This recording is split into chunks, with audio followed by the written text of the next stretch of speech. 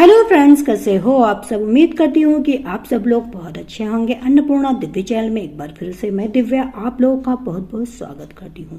दोस्तों, आज के वीडियो में हम लोग एक कहानी को सुनेंगे। उम्मीद है कि ये कहानी आप लोगों को जरूर पसंद आएगी। कहानी थोड़ी सी भी पसंद आए तो वीडियो को लाइक शेयर कीजिएगा।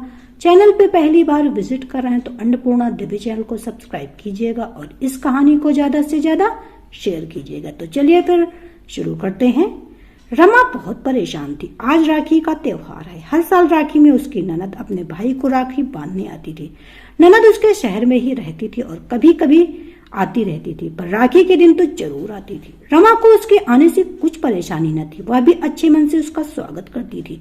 पिछले साल तक तो सब ठीक ही था, पर इस साल वह क्या करेगी।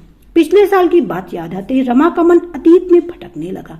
उसका परिवार एक सामान्य परिवार था। पिता एक फैक्ट्री में काम करते थे, एक भाई और एक बहन। पिताजी का वेतन ज्यादा न था, इसलिए उसके 12वीं पास करते ही उन्होंने उसकी शादी कर दी। ससुराल भी सामान्य ही था। पति राजेश 2 भाई और एक बहन में सबसे बड़े थे। ससुर जी की एक कपड़े की दुकान थी। ग्रेजुएशन करने के बाद राजेश ने कुछ समय तक एक अच्छी नौकरी खोजने का बहुत प्रयास किया, पर सफल न होने पर पिताजी के साथ दुकान में बैठना शुरू कर दिया।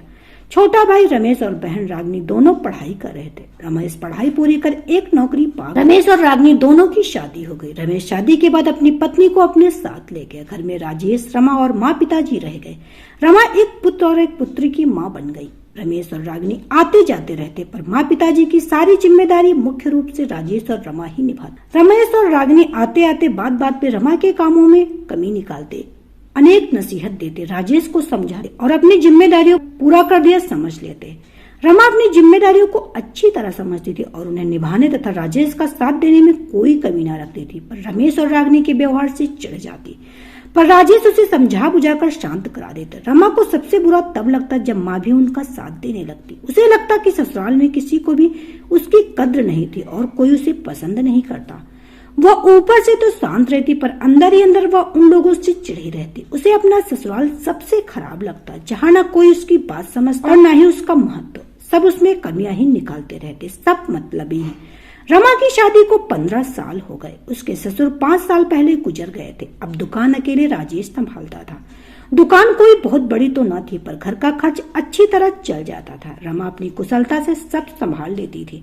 जिंदगी सामान्य रूप से ठीक ही चल रही थी। तभी 8 महीने पहले दुकान से आते वक्त राजेश का एक्सीडेंट हो गया। उसका स्कूटर एक गाड़ी से टकरा गया और वह गंभीर रूप से घायल हो गया। उसके सिर में चोट लग गई और पैर भी फ्रैक्चर हो गया। उसका जीवन बचाने में घर की सारी जमा पूंजी तो खत्म ही हो गई, साथ ही दुकान पर भी कर्ज ले लिया गया। दुकान भी बंद हो गया। माँ बूढ़ी थी और बेटा मात्र 12 वर्ष का। रमा प्रतिदिन राजेश की देखभाल में लगी थी। दुकान कौन देखता। रमेश, रागनी और उसके भाई ने भी थोड़ी बहुत मदद की, पर वह पर्याप्त न था। घर की हालत अत्यंत दयनीय हो गई। राजेश की हालत अब सुधर गई थी और अब दुकान पर बैठ सकता था, पर जिससे दुकान पर कर्ज लिया था वह बिना कर्ज चुकाए दुकान खोलने नहीं दे रहा था। राजेश की हालत इतनी भी नहीं सुधरी थी कि वह कुछ और कर सके। रमा भी प्रयास कर रही थी, पर कुछ ढंग का काम नहीं मिल रहा था। उसने 1-2 घरों में खाना बनाने का काम पकड़ा था, जिससे किसी तरह भोजन का प्रबंध हो जा रहा था। घर तो छोटा ही सही था, पर अपना था तो किराए की बात तो नहीं, पर अन्य अनेक खर्चे थे। बच्चों की पढ़ाई भी छूटने ही वाली थी। रमा इन सब बातों से बहुत परेशान थी। ऊपर से राखी का पर्व, क्या करे, कैसे प्रबंध करे, क्या दे रागनी को, यह भी एक समस्या। अरे भाभी, क्या सोच रही? रागनी की आवाज से रमा का ध्यान भंग हुआ। सिर उठाकर देखा तो रागनी और रमेश दोनों सपरिवार खड़े थे। रमा उन्हें एक साथ देखकर आश्चर्यचकित रह गई। एक क्षण को खुश भी हुई, पर तुरंत ही परेशान हो गई। भाभी, अब की हम तीनों भाई बहन एक साथ राखी मनाएंगे, इसलिए हम सब आए हैं। रमेश अपने साथ लाए सामानों को टेबल पर रखते हुए बोला। मैं राखी का थाल सजा कर लाती हूँ, कहती हुई रागिनी किचन में गई और अपने साथ लाई मिठाई, नमकीन और नाश्ते का सारा सामान प्लेट में सजा कर ले। उसने अपने साथ लाए हुए भाई के परिवार के लिए नए कपड़े जिद करके सभी को पहनाए। सबने नए कपड़े पहने। रागिनी ने दोनों भाइयों को तिलक लगाया, राखी बांधी और मिठाई खिलाया। रमेश और रागिनी बहुत खुश थे, पर राजेश और रमा परेशान। राजेश अपनी जेब में हाथ डालने ही जा रहा था कि रागिनी ने उसका हाथ पकड़ लिया और चाबियों का एक गुच्छा पकड़ा दिया। यह क्या? राजेश ने पूछ लिया। रमा भी उसका मुंह देखने लगी। यह आपकी दुकान की चाबियां भैया। आज से आपकी दुकान फिर से आपकी हो गई। आप दुकान पर बैठ सकते हैं, रागिनी चहकते हुए बोली। यह कैसे? राजेश ने आश्चर्य से पूछा। यह सब रमेश भैया ने किया है, रागिनी रमेश की ओर देखते हुए बोली। पर तरकीब तो मैंने बताई थी ना, रागिनी का पति सुधीर बोला। हाँ यह सच है, हम दोनों भाई बहन तुम्हारी मदद करना चाहते। रागिनी ने कहा कि राखी मुझे नेक देने के बदले राजेश भैया की मदद कर दो। तभी सुधीर बाबू ने सुझाया कि कुछ मदद करने से अच्छा है हम सब मिलकर भैया की दुकान का सारा कर्ज चुका दे, जिससे भैया की दुकान उन्हें वापस मिल जाए और वे अपनी दुकान फिर से चला सके, रमेश ने बताया। पर राखी में तो भाई बहन को नेक देता है, लेता नहीं, राजेश बोला। भैया इस बार तो सिर्फ आशीर्वाद दे दो, अगले साल दुगना नेक दे देना, रागिनी हंसते हुए बोली। हाँ बहू, मैं भी यही चाहती हूँ कि राजेश अपनी दुकान चलाए और तुम भी उसमें मदद करो। दूसरों के घर जाकर काम करने से अच्छा है अपनी दुकान देखना। तुम राजेश के साथ दुकान में रहो, घर मैं देख लूंगी। माँ भी बोल पड़ी। दीदी हम सब आपके साथ। रमेश की पत्नी रमा के हाथ में रुपए देते हुए बोली, ये मेरे छुपाए हुए कुछ पैसे हैं, इनसे आप बच्चों की स्कूल की फीस भर दीजिएगा।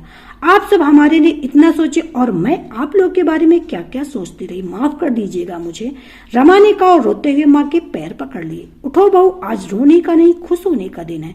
बहुत दिनों के बाद हमारे घर खुश। सबका मुंह मीठा कर। और माँ रमा को गले लगाते हुए बोली, जी माँ जरूर। रमा सबको मिठाई देते हुए सोचने लगी, ससुराल ऐसा भी होता है जहाँ एक दूसरे की परवाह करते। भाग्यशाली है वह जिसे ऐसा ससुराल मिला। तो दोस्तों ये कहानी आपको कैसी लगी हमें कमेंट करके जरूर बताइएगा। उम्मीद है कि जरूर पसंद आई होगी।